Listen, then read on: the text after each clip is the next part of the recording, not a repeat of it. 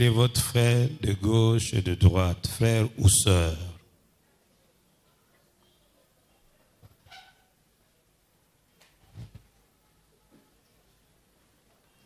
Nous allons faire un effort. Notre culte commence à 10h, pas à 11h.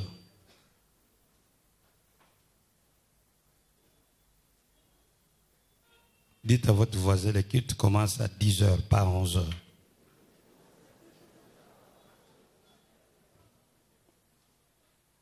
Veuillez vous lever.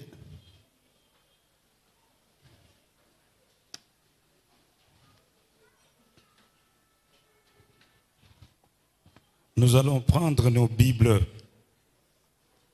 et nous allons lire un texte qui se trouve dans l'épître de Paul aux Philippiens, chapitre 3, épître de Paul aux Philippiens, chapitre 3. Vu le temps, nous allons juste lire 2 versets.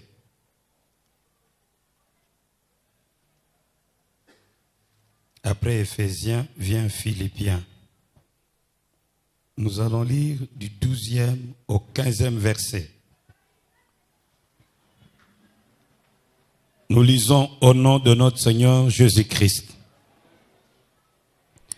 Et ce n'est pas que j'ai déjà remporté le prix ou que j'ai déjà atteint la perfection, mais je cours pour tâcher de le saisir, puisque moi aussi j'ai été saisi par Jésus-Christ.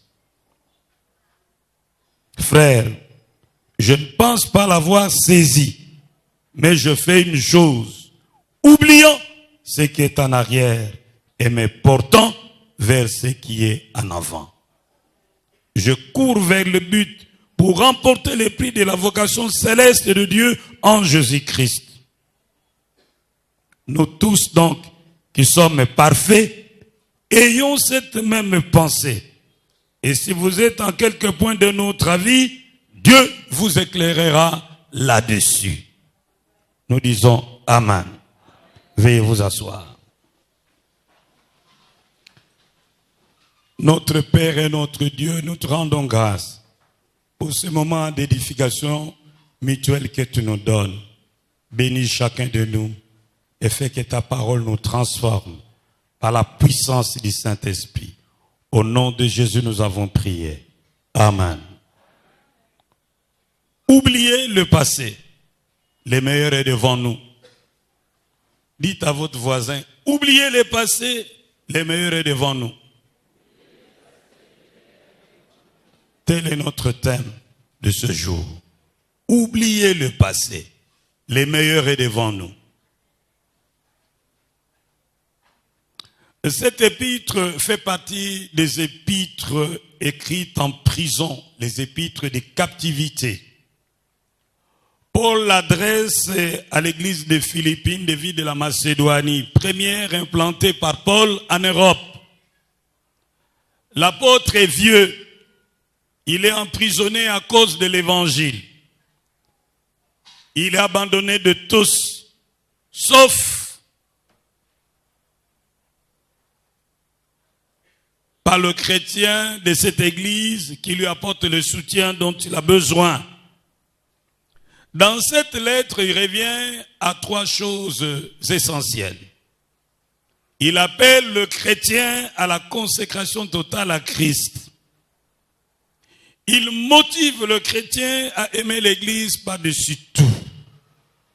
Et il les invite à se réjouir dans le Seigneur. Dans la péricope que nous venons de lire, l'apôtre de païen exhorte ses enfants spirituels à poursuivre la sanctification dans la perspective d'entrer dans la gloire de Dieu. Il les met en garde contre le chien, c'est-à-dire les chrétiens rétrogrades, contre les mauvais ouvriers, c'est-à-dire ceux qui travaillent sans respect de règles, qui travaillent pour leur propre vente. Et il les met aussi en garde contre le faux circoncis, c'est-à-dire le faux frère qui s'appuie sur la loi pour prétendre obtenir ou parvenir à la perfection au lieu de s'appuyer sur la grâce. Il les encourage à poursuivre la sainteté. Au verset 15, il dit que nous sommes déjà parfaits. Mais au verset 13, il dit qu'il n'a pas encore atteint la perfection. Que cela veut dire? Au verset 15, Paul parle d'une perfection positionnelle. À partir du moment où un homme accepte Jésus-Christ comme Seigneur et Sauveur personnel, il est mis à part pour appartenir à Dieu. Dans ce sens, il est sanctifié. C'est déjà un état acquis. Lorsque Dieu nous regarde au travers du sang de Jésus, il ne nous voit pas pécheurs, il nous voit des hommes et des femmes parfaits. C'est une perfection qui nous est attribuée et que nous saisissons par la foi. C'est ce qui permet à l'apôtre Paul d'appeler les Corinthiens les saints qui sont à Corinthe. Mais lorsque vous lisez l'épître des Corinthiens, vous vous rendez bien compte que ce sont de drôles de saints, dans ce sens qu'on retrouve parmi eux des impudiques, une impudicité telle qu'elle ne se rencontre même pas chez les païens, au point que les garçons vont avec les maîtresses de leur père. Ils sont querelleurs. Ils ont des problèmes, ils vont même devant des tribunaux, ils sont jugés par des païens. Il y a des divisions, des rivalités au milieu d'eux. Mais malgré tout ça, connu de Paul, il n'hésite pas de les appeler les saints qui sont à Corinthe. Qu'est-ce qui lui permet de les appeler saints? C'est leur nouvel état en Christ, une sainteté attribuée. Parce que lorsque nous acceptons Jésus, il prend nos péchés et nous donne sa sainteté. Il prend notre condamnation et nous donne sa justice. Oh, dites Amen. Mais quand il dit que nous ne sommes pas encore parfaits, de quelle perfection s'agit-il? C'est ce que nous appelons la perfection expérimentale, la sanctification expérimentale, celle qui est liée sur notre propre obéissance. Notre victoire sur le péché. L'apôtre Paul dit que si on doit nous examiner attentivement, au niveau des pensées, au niveau des intentions, au niveau des paroles, au niveau des actes, au niveau de ce que nous voyons, ce que nous entendons, Dieu trouvera sûrement quelque chose à nous reprocher. C'est pourquoi il dit, nous ne sommes pas encore saints. C'est ce que le théologien appelle les déjà et les pas encore. Nous sommes déjà saints, mais en même temps, nous ne sommes pas encore saints. Il dit que ceux qui veulent entrer dans la gloire de Dieu doivent savoir que la sanctification est un must, c'est un impératif divin. Mbokeza liliko lonanzambe ponaba lingiseye angope bakoto kaka Yesu tosimibe konaye bokaye bokaye Yesu bake sekonye bokaye bakobika nabo. Maintenant suivez ces couplets. Mboka yango epusi kitoko moto mabe aingela te bako basto bandimi pe batosi mi beko na ye mboka ye. Il n'y entrera rien de souillé, ni les prostituées, ni les lesbiennes, ni les homosexuels, ni le meurtrier, ni les occultistes et les magiciens, pas de sorciers,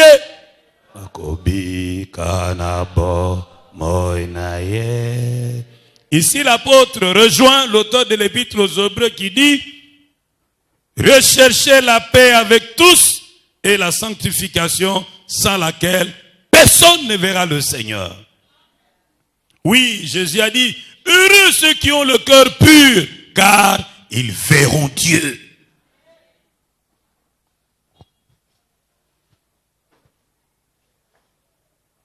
Après avoir fixé ses auditeurs, il va leur donner un conseil précieux. C'est ce que nous trouvons au 13e verset. Oubliez ce qui est en arrière. Regardez vers ce qui est en avant. Ici, l'apôtre de païen, Paul de son nom, reprend d'une façon substantielle les paroles du Seigneur Jésus-Christ que nous trouvons dans l'évangile selon saint Luc, au chapitre 9, verset 62. Nous lisons, « Quiconque met la main à la charrue et regarde en arrière n'est pas propre au royaume de Dieu. » Aujourd'hui, nous allons voir pourquoi oublier le passé, comment oublier le passé et quel avantage y a-t-il à regarder en avant. Pourquoi oublier le passé? Bien-aimés, la vie de l'homme se déroule en 3 étapes. Le passé, le présent et le futur. Lorsque l'homme regarde à son passé, il est touché par plusieurs choses, notamment les bêtises commises dans le passé, les erreurs commises dans le passé, les opportunités ratées dans le passé, les sacrifices consentis pour aider les gens dans le passé, les aides reçues dans le passé, les aides et amours dont il a été privé dans le passé, les frustrations, les blessures encaissées dans le passé, mais aussi les succès remportés dans le passé. Les souvenirs des bêtises, des péchés du passé nous plongent dans la culpabilité. C'est un souvenir douloureux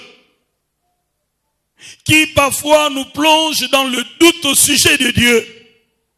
Nous nous voyons tellement sales que nous nous posons finalement la question de savoir est-ce que Dieu peut-il aimer un homme aussi sale que moi?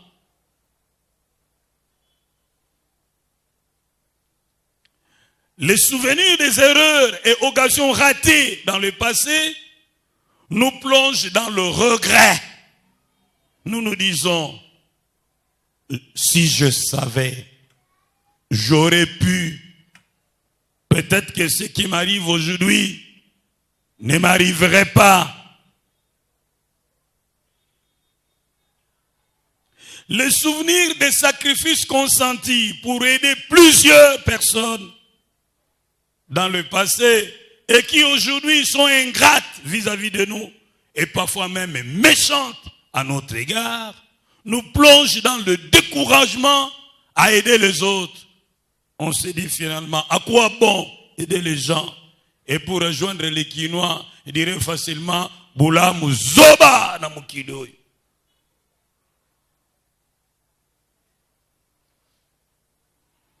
Les souvenirs de privation subies dans le passé, les injustices dont nous avons été victimes dans le passé, de la part des êtres chers qui ont compliqué notre vie et qui ont fait que nous n'ayons pas étudié, que nous n'ayons pas réussi dans notre vie.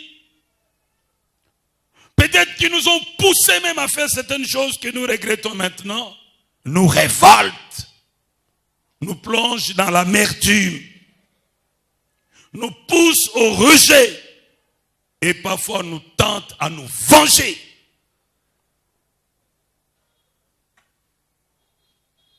Le souvenir de succès passé nous plonge dans une fausse consolation face aux misères du présent.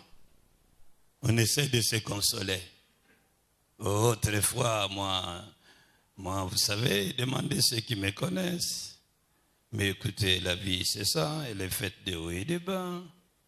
On devient un peu philosophe.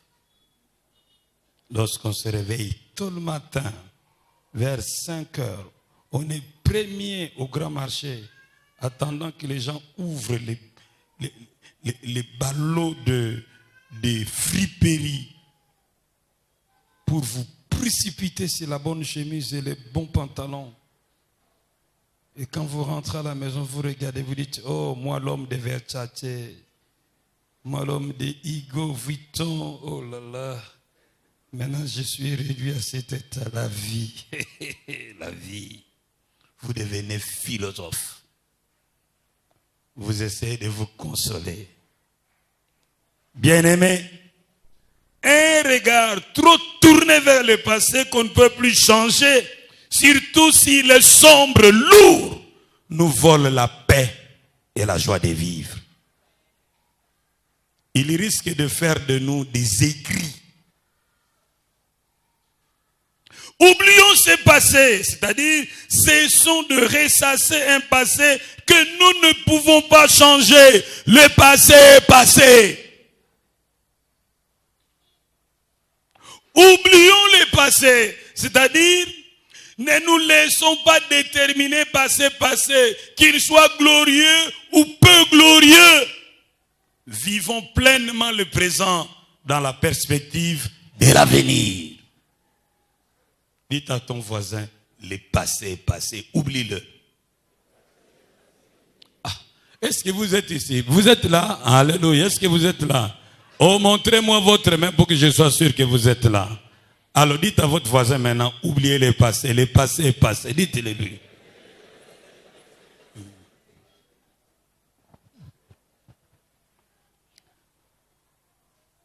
Voilà pourquoi je vais vous donner 5 petits conseils. Cessez de vous culpabiliser pour les péchés du passé. Dieu vous a pardonné en Christ. Et il a promis de ne plus se souvenir de vos péchés.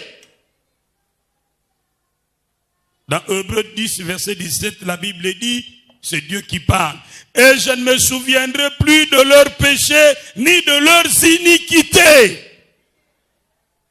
Bien-aimés, sachez que Dieu vous aime tel que vous êtes, en dépit de ce que vous avez fait dans le passé, en dépit de ce que vous faites aujourd'hui. Car Dieu est amour, Dieu est miséricordieux, Dieu est plein de grâce. Il prend plaisir à pardonner. Il n'est pas rancunier. Et lorsqu'il pardonne, il l'oublie. C'est ce que nous lisons dans Hébreux 8, verset 9. Lorsque Dieu pardonne, il l'oublie. Il y a des gens qui essayent de tranquilliser leur conscience chargée en essayant de noyer cette conscience dans la bière, en essayant de s'évader du verdict de la conscience par la consommation de stupéfiants. Il prend la drogue, il entre dans un monde imaginaire, il oublie un peu le verdict de la conscience. Mais après le quit, après la drogue, vous revenez, la conscience vous dit, vous avez mal agi.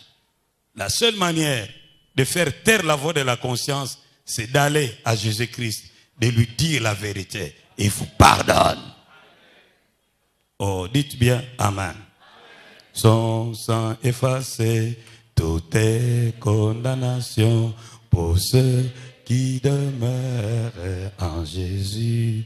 Oh, oh, son sang effacé, toutes tes condamnations pour ceux qui demeurent en Jésus. Car la loi de la grâce en Jésus effacée et libère de la mort et du péché. Son sang effacé, toutes tes condamnations pour ceux qui demeurent en Jésus. n'y a plus de condamnation pour ceux qui sont en... Le sang de Jésus lave plus blanc que... C'est lui l'agneau de Dieu qui ôte les péchés du monde. Ne perdez pas votre confiance en Dieu jusqu'au point de douter de son amour pour vous à cause de ce que vous avez fait dans le passé. Frères et sœurs, ne pensez pas que les choses traînent à se réaliser dans votre vie comme vous le souhaitez, parce que Dieu se serait souvenu ou se souvient du mal que vous avez fait. Non, Dieu ne nous traite pas en fonction de ce que nous avons fait ou de ce que nous faisons, mais en fonction de ce que Jésus a fait pour nous à la croix et de ce que nous faisons, de ce que Jésus a fait à la croix. Pour te faire du bien, Dieu ne regarde pas à ce que tu fais pour lui. Non.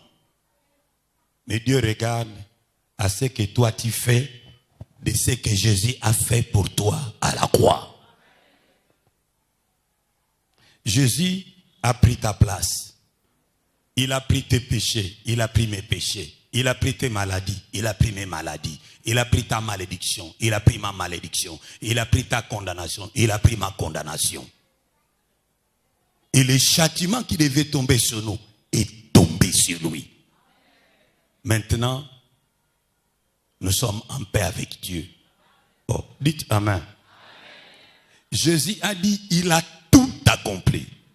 Si toi tu acceptes ce qu'il a fait à la croix, tu reconnais que lui n'a jamais péché, mais qu'il est mort à ta place. Et pour tes péchés, si tu acceptes ça de tout ton cœur, Dieu ne te condamne plus pour ce que tu as fait.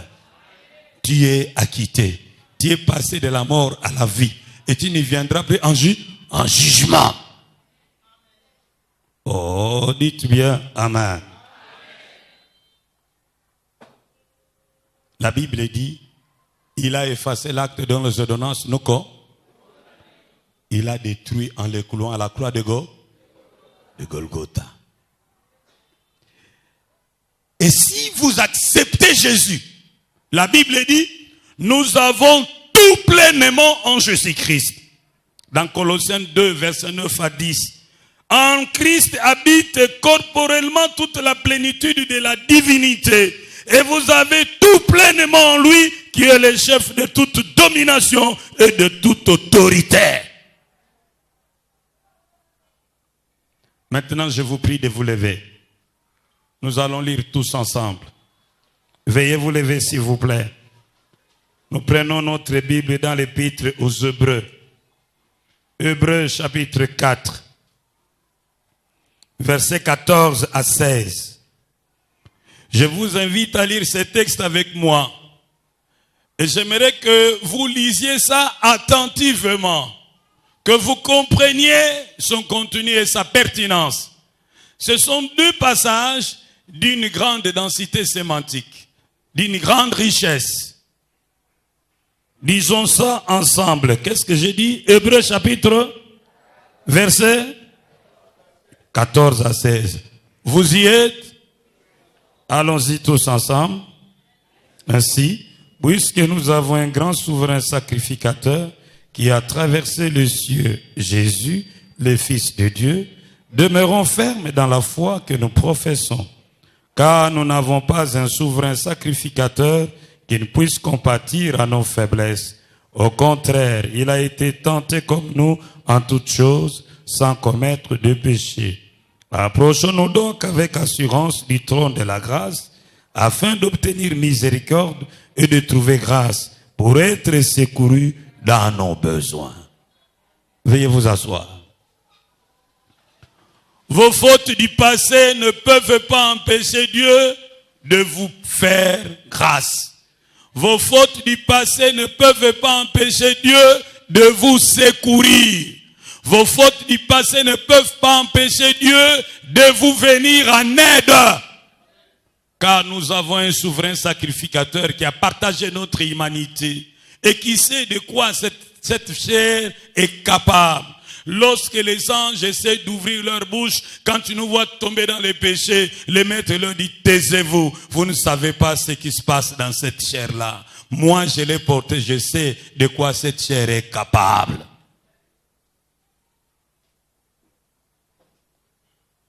Il te comprend, il me comprend.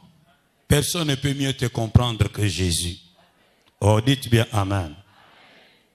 Vous savez, on attrape une femme en flagrance délit d'adultère. On l'amène chez Jésus. Ces accusateurs disent, il doit être lapidé, il doit mourir. On demande à Jésus, toi, qu'est-ce que tu dis?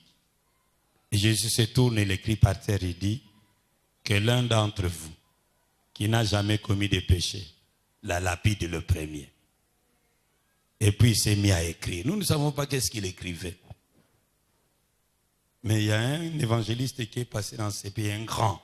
L'évangéliste Makanzu disait que chaque fois que quelqu'un allait voir ce que Jésus écrivait, il voyait son péché. Tu as envié la femme d'Isidore. Jette sa pierre. L'autre vient. Tu as volé la chèvre de Matthieu. Tout le monde est parti. À la fin, il regardait par terre, il n'a plus vu personne. Il demande à la femme, femme, où sont tes accusateurs? Oh, ils sont tous partis. Ah, ils ne t'ont pas condamné? Non, moi non plus je ne te condamne. Va et ne pêche plus. Jésus est parfait. Il n'a jamais commis de péché. Il pouvait comprendre cette femme. Il pouvait lui pardonner. Il pouvait lui donner une seconde chance. Mais les pécheurs invétérés, ils étaient plus sévères que le parfait, plus sévères que Dieu. Et souvent, c'est ce qui arrive. Les grands pécheurs sont plus sévères envers les autres. Mais ceux qui sont plus près de Dieu sont cléments, sont miséricordieux. Ils savent comprendre, ils savent pardonner, ils savent donner aux autres une seconde chance. Lorsque quelqu'un a fauté et que nous voulons ouvrir notre bouche, un peu de modération. Parce que nous pouvons faire autant que lui, ou même pire que lui. Dis à ton voisin, un peu de modération, papa. Oh, reviens, dis-le-lui un peu de modération. Nous disons bien, Amen. Donc ce que tu as fait dans le passé, ou ce que tu fais encore aujourd'hui de déplorable aux yeux de Dieu, ne l'empêche pas de te venir en aide, car son amour pour toi est grand. Mon frère, ma soeur, ne pense pas aux erreurs commises dans le passé, aux mauvais choix que tu as opérés dans le passé et qui auraient peut-être compliqué ta vie. Frère, sœur, Dieu est omniscient. Il savait que tu allais te tromper. Il savait que tu allais commettre cette erreur-là. Il savait que tu allais rater cette opportunité-là. Il aurait pu t'empêcher de commettre cette erreur. Mais il allait nier ta liberté. Dans sa souveraineté, il a laissé faire les choses. Parce qu'il avait déjà préparé un remède, une voie de sortie.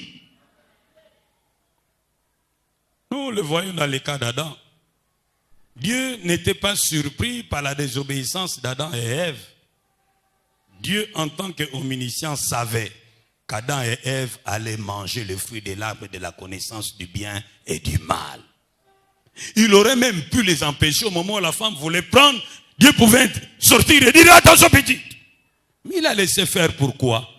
Il a laissé faire dans sa souveraineté pour ne pas annuler la liberté d'Adam et Ève.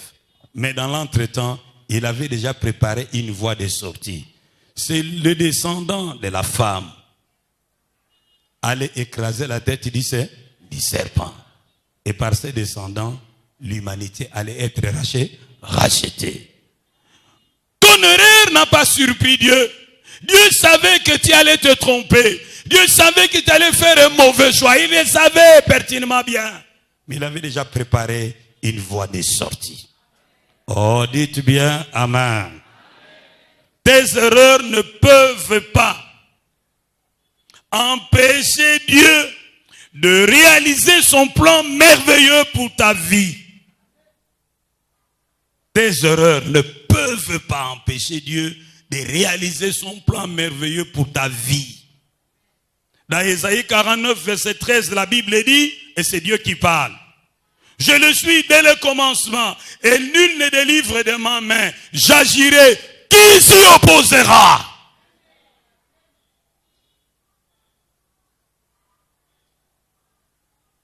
Et dans Joël 2, verset 25, Dieu dit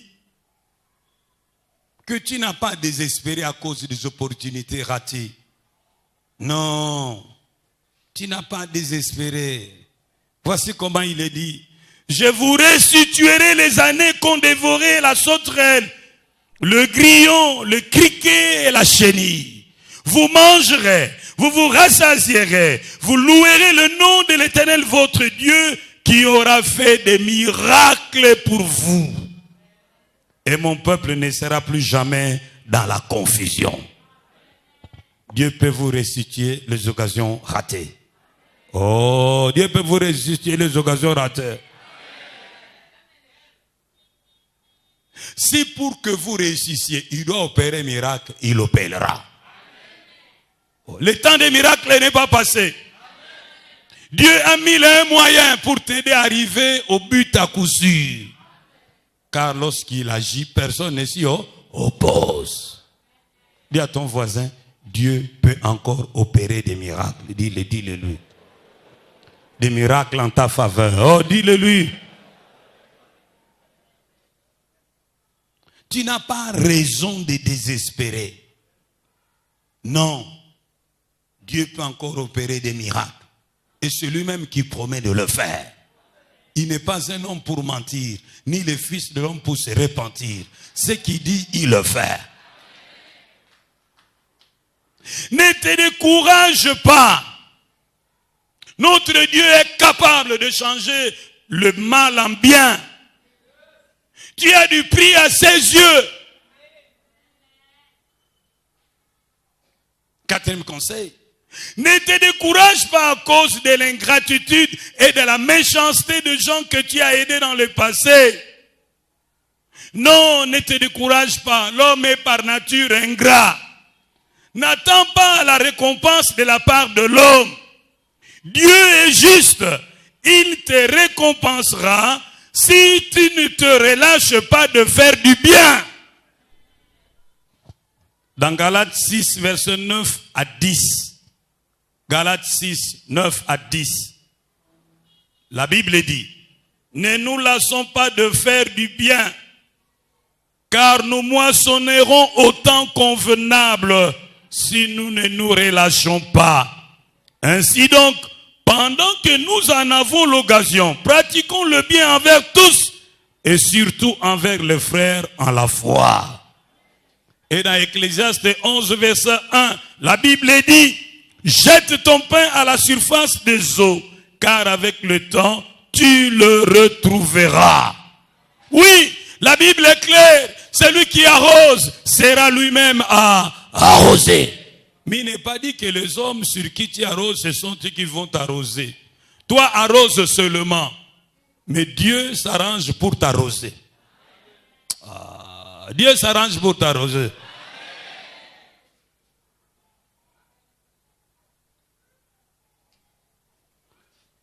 Aide les gens, pas pour qu'ils t'aident en retour.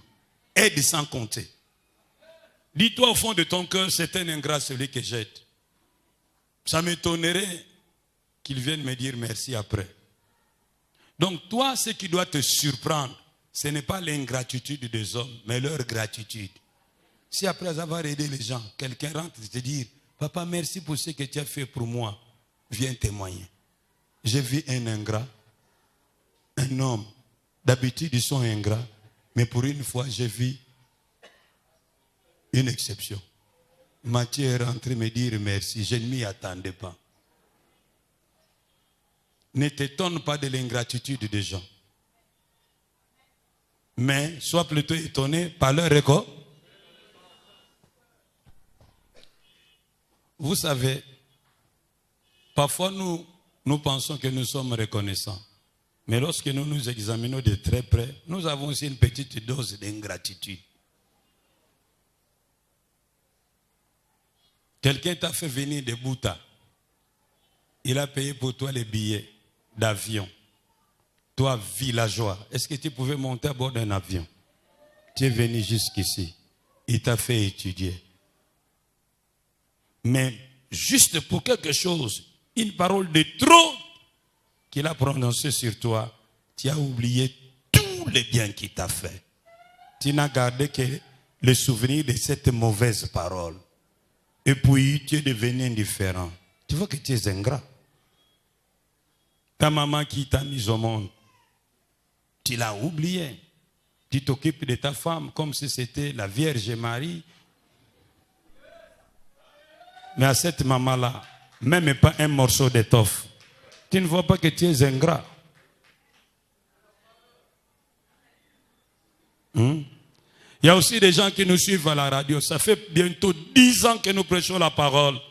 Ils suivent la parole régulièrement, mais pas une seule fois, ils ont envoyé un soutien pour nous aider à payer les impôts du ministère de PTT, les impôts du ministère de l'information. Non, eux, ils mangent seulement. Ils ne nous expriment même pas leur reconnaissance. Disons, mais par comment on va vous atteindre? Mais j'ai un numéro Vodacom 081 145 79 75. On peut envoyer par MP ça.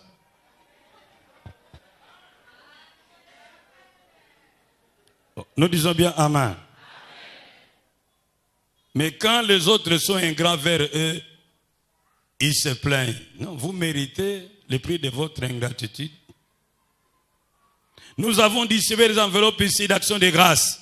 Il y a des gens qui sont ici qui n'ont jamais remis leurs enveloppes, ça ne leur dit absolument rien. Alors, comment vous qualifiez? Dieu seul le sait. Mais vous au moins vous êtes reconnaissant envers Dieu. Quand vous ne remettez pas les enveloppes d'action de grâce, vous n'êtes pas ingrat. Vous êtes reconnaissant.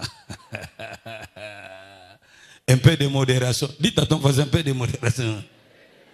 Un peu de modération.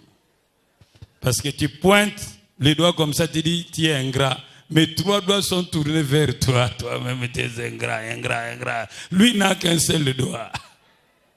C'est pourquoi j'ai dit, quand il faut se prononcer sur les faiblesses des autres, conscients de nos propres faiblesses, soyez un peu modérés.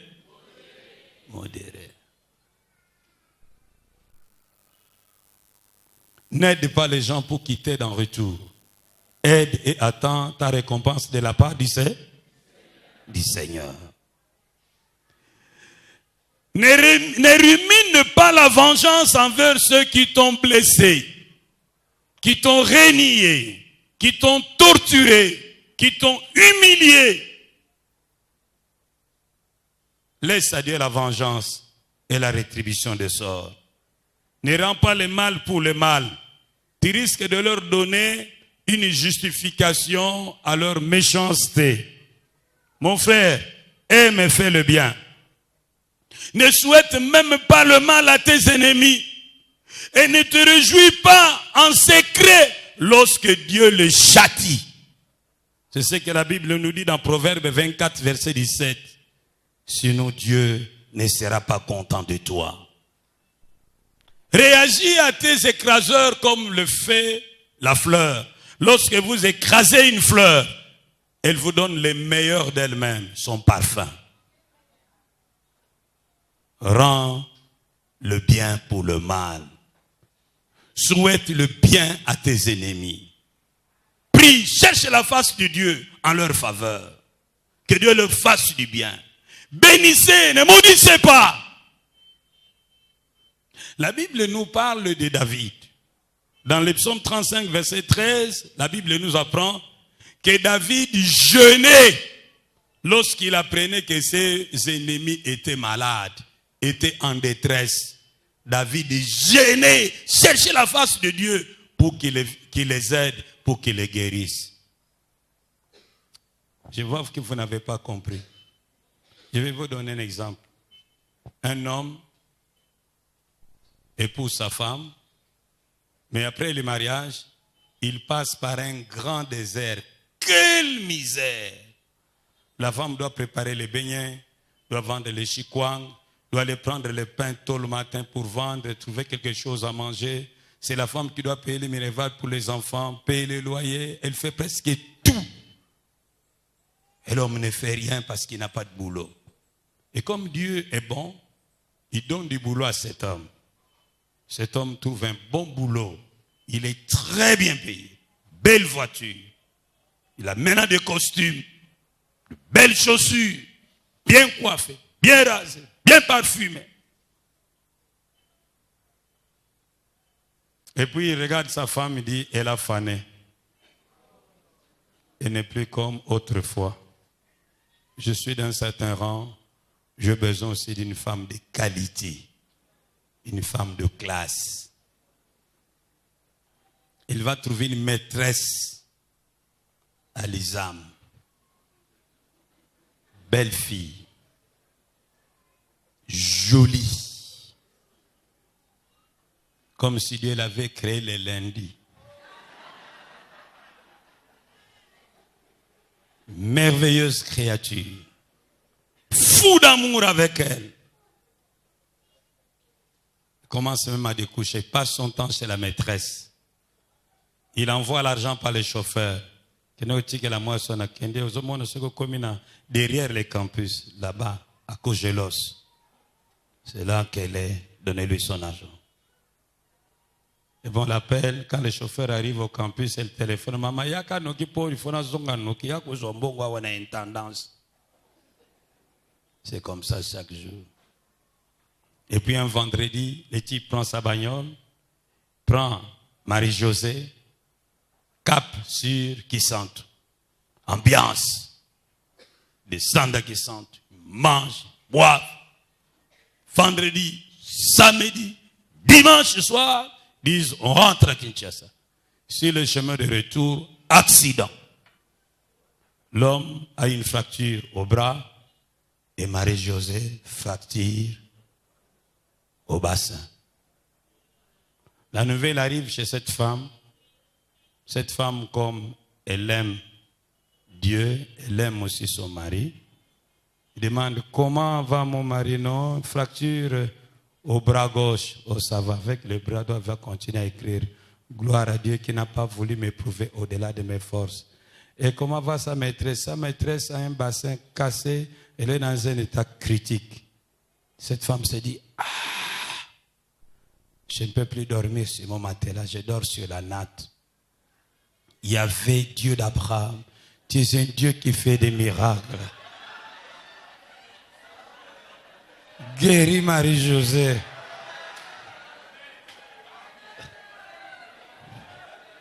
On arrive le matin, il dit, je ne me lave pas, je ne mange pas. Je cherche la face de l'Éternel. Ô Dieu de gloire, touche Marie-Josée. Ah, cette maman-là, c'est dit, à la coga. C'est exactement ce que David faisait. Nous disons bien Amen. Il y en a d'autres qui vont dire, Seigneur, tu as combattu pour moi. Tu as écrasé mes ennemis. Non, non, non, non. Non, non. Gloire à Dieu, non. Non, non. Non, non. Il a dit, bénissez et ne maudissez pas. Et il dit, ne vous réjouissez même pas en secret lorsqu'il châtie votre adversaire. Sinon Dieu prend un déplaisir à ce que vous faites.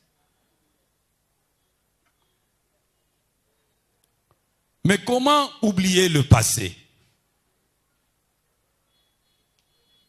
Il faut savoir que le passé est passé. Le meilleur est devant nous. Même les héros de la foi ont aussi fauté. Mais Dieu a réalisé son projet dans leur vie malgré leurs péchés, malgré leurs faiblesses.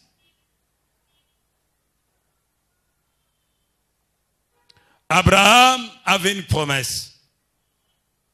Dieu avait dit qu'il allait lui donner une progéniture. Il a attendu, il a attendu, il a attendu. Les choses se sont tirées en longueur. Pris d'impatience, sa femme va lui proposer les raccourcis. Il a pris sa maîtresse, lui a donné un enfant. C'était une faute grave. Mais non, il devait attendre. Il ne devait pas accepter ces raccourcis. Il devait dire non à sa femme. Mais malgré cela, Dieu n'a pas dit, comme tu n'as pas voulu attendre, je ne vais plus te donner un enfant. Non. Dieu a accompli sa promesse. 25 ans après, il lui a donné l'enfant de la promesse. Isaac est né. David, l'homme selon le cœur de Dieu, il n'était pas un homme parfait. Tenez, la Bible nous dit qu'il avait pris la femme de son soldat de rang. La femme d'Uri, Bathsheba. Il est allé avec elle. Un coup, une flamme, une grossesse est survenue. Il s'est dit, hey, il faut cacher cette grossesse. Il a utilisé tous les moyens, ce n'était pas possible. Il a ramené son mari, espérant qu'il allait passer la nuit avec elle. Comme ça, on pouvait lui donner cet endossement, lui faire un endossement, lui disant que c'est sa grossesse. Cet homme revient, non, il refuse de dormir avec sa femme. Et les gens d'enseignement vont lui dire, non, papa, il est toujours dehors. Hey! Renvoyez-le au front, mettez-le là où il y a l'embuscade pour qu'on le tue. Il s'est débarrassé de lui. Double faute. Adultère suivi de meurtre prémédité. Dieu va certes le châtier, nous connaissons l'histoire. Mais ce n'était pas jusqu'à la fin. Dieu avait fait la promesse à David que parmi ses descendants, il y aura le Messie. Dieu a maintenu la promesse. Dieu est fidèle. Même lorsque nous devenons infidèles, lui demeure fidèle. Parce qu'il est impossible qu'il mente. Dieu est capable de réaliser ses promesses. Rien de ton passé ni de ton présent ne peut contrecarrer le plan de Dieu pour ta vie. Rien de ton passé ou de ton présent ne peut contrecarrer le plan de Dieu pour ta vie. Ce qu'il a planifié pour toi, il le fera, c'est certainement.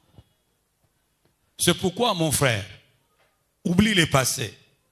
Compte sur l'amour de Dieu qui veut ton bien et dont les bontés se renouvellent à ton égard chaque matin. Compte sur la fidélité de Dieu. Il tiendra promesse malgré tes hauts et tes bas. Il ne te décevra pas. Compte sur sa toute puissance. Oui, même si humainement parlant, les hommes disent que c'est trop tard. Ne laisse pas tomber ta confiance en Dieu. Il n'est jamais trop tard avec Dieu. Ton Rédempteur s'élèvera le dernier. Rien n'est impossible à Dieu. Le temps des miracles n'est pas passé. Il a opéré des miracles, il opère les miracles, il opérera les miracles. Lorsqu'Elkana a demandé à Dieu, quel est ton nom? Dieu répondit, mon nom est merveilleux. C'est lui qui fait des choses qui étonnent, des bonnes choses. C'est lui qui opère des miracles. C'est ça le nom de Dieu. Tu pries un Dieu des miracles. Oh, tu pries un Dieu des miracles. Dis à ton voisin, j'ai pris un Dieu des miracles. J'ai pris un Dieu des miracles. Il fera encore des miracles dans ma vie. Si tu crois au miracle, tu verras les miracles. Dis à ton voisin, si tu crois au miracle, tu verras les miracles. Dis-le. Le médecin n'a pas le dernier mot à dire de ta vie. Dieu donne de nouveaux organes. Il peut donner un cœur nouveau. Il peut donner des yeux nouveaux. Il peut donner une nouvelle matrice. Il peut donner de nouvelles bourses. Il peut donner de nouvelles spermatozoïdes. Il peut donner de nouvelles ovaires. Il peut donner de nouvelles trompes. Notre Dieu est vivant.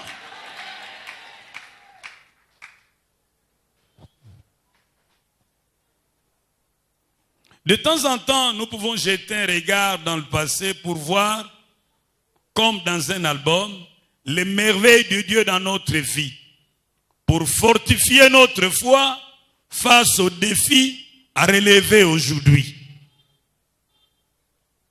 De temps en temps, nous pouvons tourner le regard vers le passé, comme Paul l'a fait lui-même au premier chapitre de Philippiens. Il s'est rappelé comment l'évangile est entré à Philippe.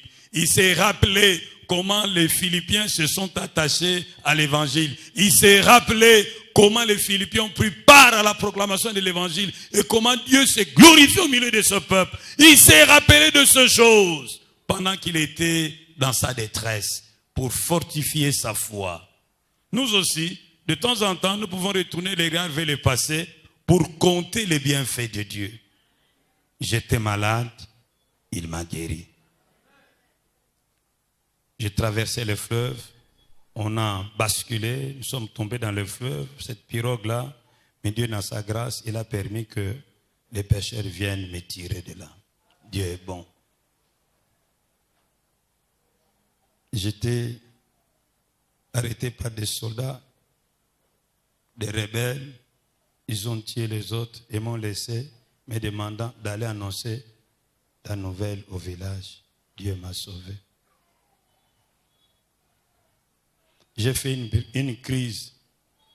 Dieu m'a sauvé. Les médecins avaient dit que je n'allais pas avoir d'enfant. Mais l'année qui suivait, j'ai eu des jumeaux. Dieu s'est glorifié. Tu comptes tous les bienfaits de Dieu. À la fin, tu te dis, c'est Dieu qui a fait tant de choses dans ma vie. Il est le même hier, aujourd'hui et éternellement. Je sais qu'il le fera en Dieu va faire encore. Dieu va faire encore. Oh, alléluia. Ressuscité les morts. Il est puissant pour sauver, il ne change pas.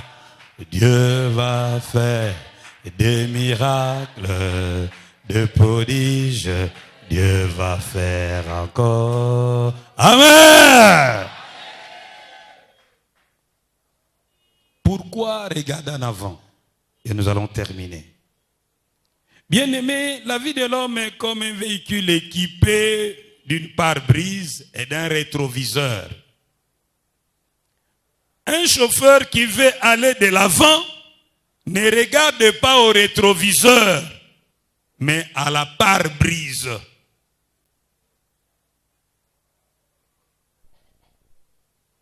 Il ne regarde pas derrière, mais il regarde devant où il va. Mais un chauffeur qui veut reculer a l'obligation de regarder sur le rétroviseur. Donc si tu veux avancer, ne passe pas trop de temps à regarder le rétro. Mais il faut regarder. Il faut regarder devant soi. De temps en temps, on peut jeter un coup d'œil rapide au rétroviseur pour un renseignement. Soit pour faire un dépassement, soit pour savoir celui qui est derrière nous et ce qui se passe derrière nous. Nous pouvons regarder rapidement en arrière pour tirer les leçons qui peuvent nous aider à avancer. Regardons devant, car le meilleur est devant nous. Regardons devant, car cela stimule notre espérance. Et l'espérance se fait vivre. Dans Romains 5, verset 5, la Bible dit, l'espérance ne trompe point. Le meilleur est devant nous. Dans Isaïe 41, verset 10, Dieu dit, sois sans crainte, car je suis avec toi. N'ouvrez pas les yeux inquiets, car je suis ton Dieu. Je te fortifie. Je viens à ton secours. Je te soutiens de ma droite victorieuse. Ne crains pas. Malgré tout ce que tu apprends, n'aie pas peur. Le dollar a pris l'ascenseur. Ce n'est pas le dollar qui détermine ta vie.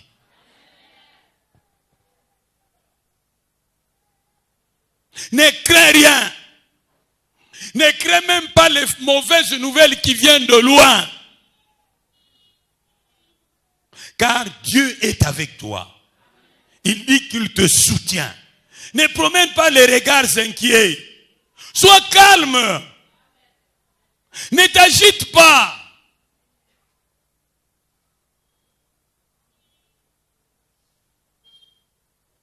Dieu ne permettra pas de te perdre. Nous disons bien Amen. Dans Isaïe 46, versets 3 et 4, c'est Dieu qui parle. Écoutez-moi, maison de Jacob, et vous tous, restes de la maison d'Israël. Vous que j'ai pris à ma charge dès le sein maternel, que j'ai porté dès votre naissance. Jusqu'à votre vieillesse, je serai le même. Jusqu'à votre âge avancé, je vous soutiendrai. Je l'ai fait et je veux encore pour vous porter, vous soutenir et vous libérer. Dieu dit qu'il vous a pris en charge dès le sein de votre maman, même à votre naissance. Et il dit jusqu'à votre vieillesse, jusqu'à votre âge avancé. Il le fera. Quand on dit qu'il vous a pris en charge, ça signifie Ekwe Abutu, Ekwe Amoi, Talelanga. Ah, Talelanga.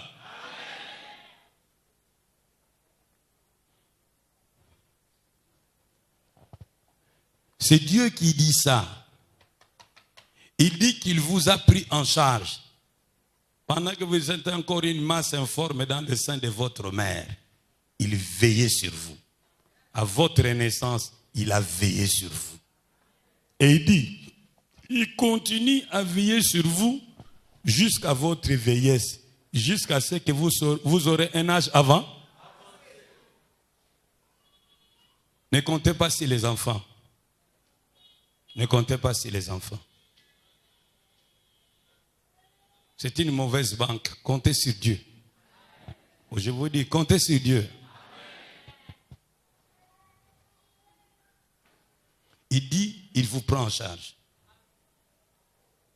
La Bible dit, il ne sommeille ni ne dort, celui qui garde et. Donc il vous sécurise contre tout risque. Votre assurance ne se trouve ni dans vos enfants, ni dans votre mari, ni dans votre femme, ni dans vos maisons, ni dans vos avoirs, mais en Dieu. Alors vous ne devez pas paniquer devant l'avenir qui paraît sombre devant vous. Il y a des gens qui ont peur de l'avenir. Quand ils regardent derrière d'où il vient, ça ne va pas. Ils regardent tout autour de lui, ça ne va pas. Ils regardent là l'avenir, ils disent aïe, aïe, aïe, aïe, j'ai déjà 50 ans, je suis locataire. Avec le maigre salaire que j'ai, qu'est-ce que je peux encore faire? Mon Dieu. Et ces enfants, ils ont étudié, ils n'ont pas du travail. Celui-là ne sait même pas s'acheter une chemise. Dans tout ça, qu'est-ce que je vais devenir? Tu paniques.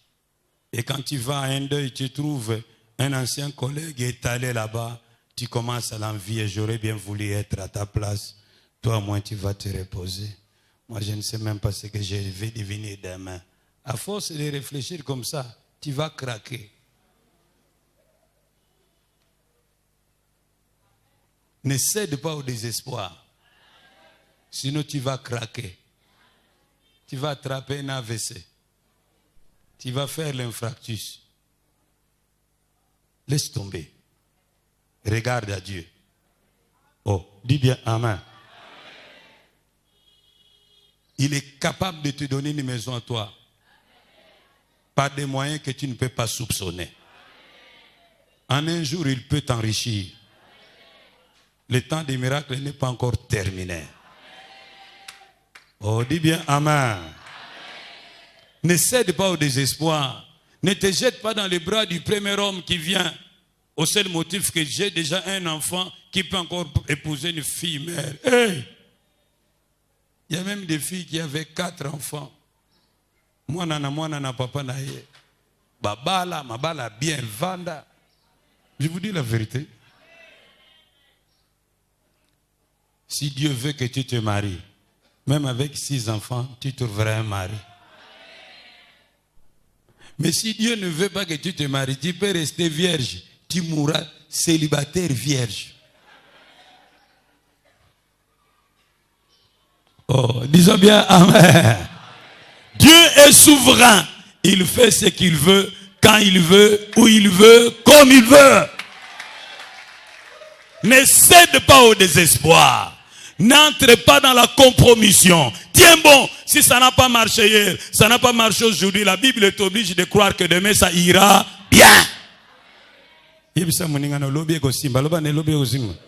Kobanga note. Oh, dis-le lui. Kobanga note. Mutabangi sote.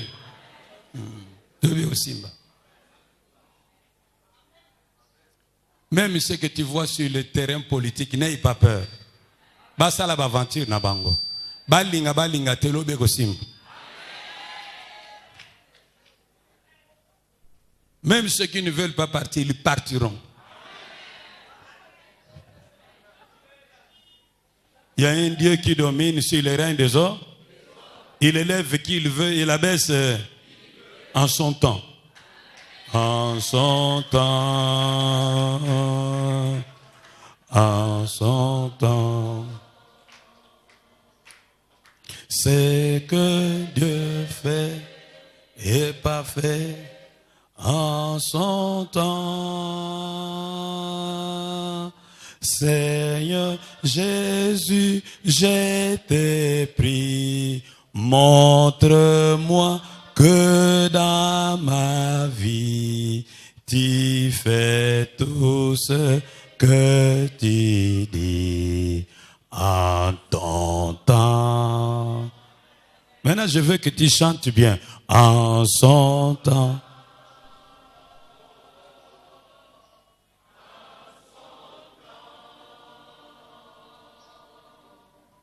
Seigneur, j'ai parfait en ton temps.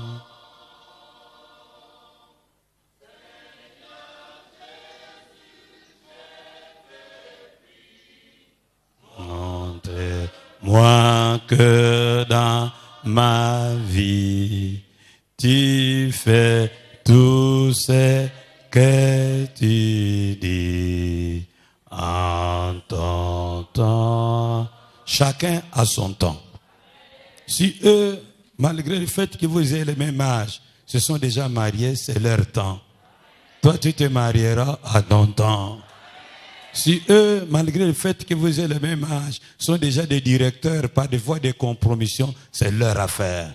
Mais toi, ton temps vient. Avec Dieu, il agit jamais trop tôt, jamais trop tard. Au temps favorable, il agira. Ne cède pas au désespoir. Si ça n'a pas marché hier, ça n'a pas marché aujourd'hui, demain, ça marchera. Que le Seigneur vous bénisse.